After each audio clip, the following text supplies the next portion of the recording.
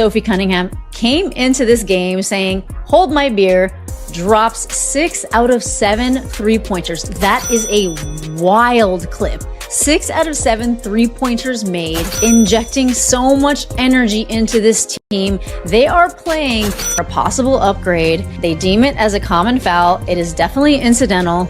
But the funny part is, and I didn't really know Aliyah Boston had this in her, she goes back into the game and she mean mugs Melissa Smith. Aliyah Boston, an interesting moment where she was defending Chelsea Gray, and for some reason the officials decided to review it for a possible upgrade, which was very, very odd. That did not sit well with Caitlin Clark. She went down to the ground. I thought she might have gotten hurt. I was very confused, but I think she did that completely out of... Also, I'm just kidding, because Sophie Cunningham wasn't on a back-to-back technically, but Sophie Cunningham put down such a night. So many people have been comparing Pissot to Sophie Cunningham, saying she could probably be replacing Sophie Cunningham in the future, which is like true. She's a younger version of Sophie Cunningham in a sense, a little bit taller, a little bit bigger of a wingspan, but not as sharp and not... Let's start with the number that doesn't show up on any scoreboard, because this one rewrites a chapter of league history. The night before this game, the Las Vegas Aces went into Phoenix and obliterated the Mercury by 48 points. Statement performance. Championship energy. Then, less than 24 hours later, Indiana walked into their building and beat them by 34. That is an 82-point swing from one game to the next, and according to the Elias Sports Bureau, that is the largest game-to-game point differential in the entire history of the WNBA. The defending champions went from the most dominant team on the floor to the most embarrassed in one calendar day. Let that sink in. Final score, Indiana Fever 109, Las Vegas Aces 75. On the road, in Las Vegas, and it was not that close. Sophie Cunningham heard everything. Before we get into anything else, we need to talk about what happened the night before this game, because it sets the stage for one of the best individual bench performances of the 2026 season. Rookie Justine Pup made her WNBA debut and dropped 19 points, hitting 3 after 3 like she had a decade of experience behind her. The comparisons came fast. Fans and analysts were already calling her a younger version of Sophie Cunningham, taller, longer wingspan, a next-generation version of the same mold. The narrative was already forming before the debut box score had even cooled down. Sophie Cunningham is still on this roster. She heard all of it, and the very next night she responded in the loudest way possible. 6 3-pointers made on 7 attempts, 20 points off the bench. 5 of those 6 triples came in the second half, precisely when this game shifted from competitive to a complete dismantling. That shooting display ties the most threes Cunningham has ever hit in a single WNBA game. She did it in an arena that was supposed to be hostile territory.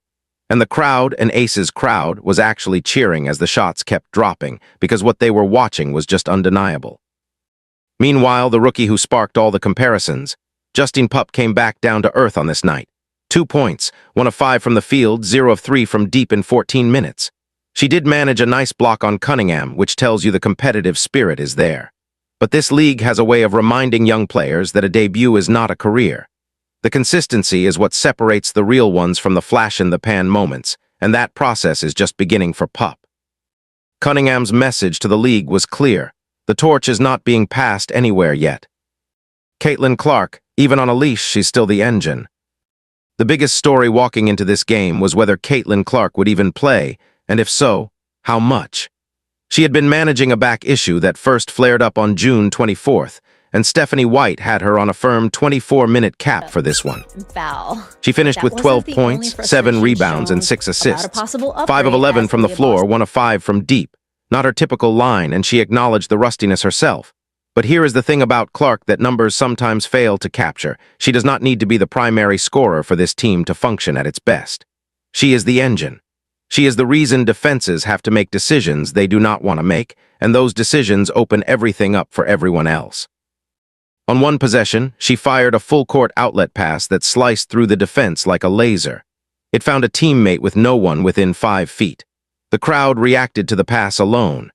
That is the 2024 version of Clark that Fever fans had been waiting to see again, and even operating under a minute's restriction, those flashes were back.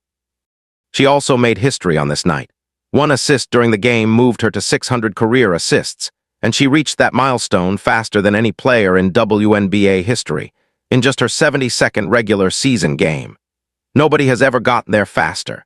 She is doing this while managing an injury, operating on limited minutes, and still learning new pieces of a system. It is genuinely remarkable. There was some frustration, too. On one defensive sequence, the officials stopped play to review a call for a possible upgrade, a routine-looking rep that suddenly got the replay treatment. Clark was visibly unhappy. Later in the game, you could see her walking toward the bench saying it was not a foul. That edge, that competitive fire, is part of what makes her who she is.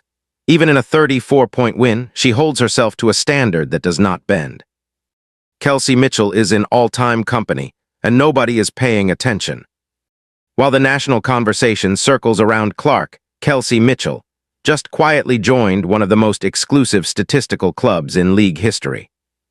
With 27 points on Sunday, 8 of 16 from the field, 3 of 8 from 3, and a perfect 8 for 8 at the free throw line, Mitchell became just the 5th player in WNBA history to score at least 25 points in 6 consecutive games. The other 4 names: Aliyah Wilson, Tina Charles, Arik Ogunbowl, Maya Moore.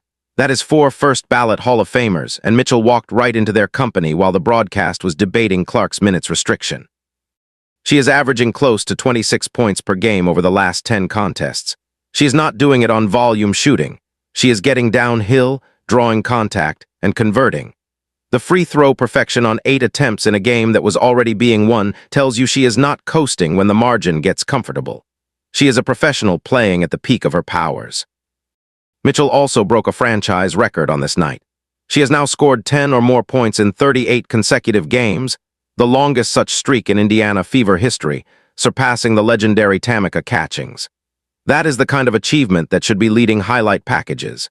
Instead, she is the quiet foundation of a team that suddenly looks capable of competing for a championship. The team effort was staggering. As a collective, the Fever were historically efficient. 56% from the field, 48% from 3 on 31 attempts, 95% from the free throw line. Every single level of the floor was working simultaneously. When a team shoots like that, you are not winning on luck or opponent mistakes. You are just better. Compare that to what Las Vegas put up. 39% from the field, 24% from 3, and only 17 three-point attempts all game.